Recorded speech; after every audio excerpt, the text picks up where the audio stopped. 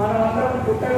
ఎంత సహజమో మరణించడం కూడా అంతే సహజం. ఈ పుట్టుకకు చావుకు మధ్య ఉన్నటువంటి సమయం కొంతే సమయం, అది చిన్న సమయం. ఆ చిన్న సమయంలో ఈ సమాజానికి మనమేం చేసినాం, లేదా కుటుంబానికి ఏం చేసినాం, లేదా మన పిల్లల పెంపకాన్ని ఎట్లా పెంచినాము, ఎంత నిస్వార్థంతో ఉన్నాము, ఎంత నిజాయితీతో పనిచేసినాం, ఎంత స్వార్థాన్ని వీడి ఈ సమాజం బాగుండాలని చెప్పేసి ఆలోచిస్తున్నాం అనేటువంటి దాన్ని మనం ఆలోచించినప్పుడు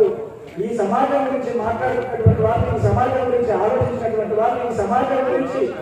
ఒక మంచి సమాజంగా ఏర్పడాలని పరితపించినటువంటి వాళ్ళు ప్రజల నోళ్ళల్లో, సమాజం నోళ్ళల్లో ఇంకా మీటింగ్లు పెట్టుకునేటువంటిది తప్పకుండా వాళ్ళు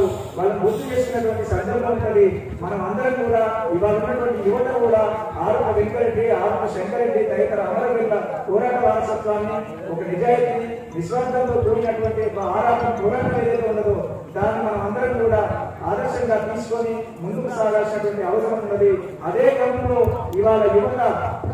రామన్నగూడెని కానీ, ముక్కుదేవులపల్లి కానీ, ఇస్లాపురం కానీ, ఇక్కడ నూతన కళ్ళు కానీ, ఏపూరు కానీ, గొప్పారం కానీ ఒక్క మాట చెప్పాలని సూర్యాపేట తాలూకా, తుంగతుర్తి తాలూకా, ఉమ్మడి నల్గొండ జిల్లా మొత్తం కూడా